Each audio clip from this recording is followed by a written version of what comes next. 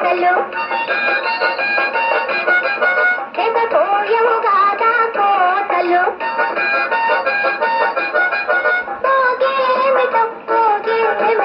నీకి పురైనా తెలిసిందా బాబు ఇప్పుడు తెలిసిందా బాబు నీకు తెలిసిందా బాబు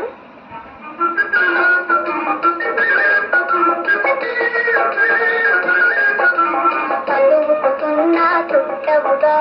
గురువుకు నామం పెట్టవుగా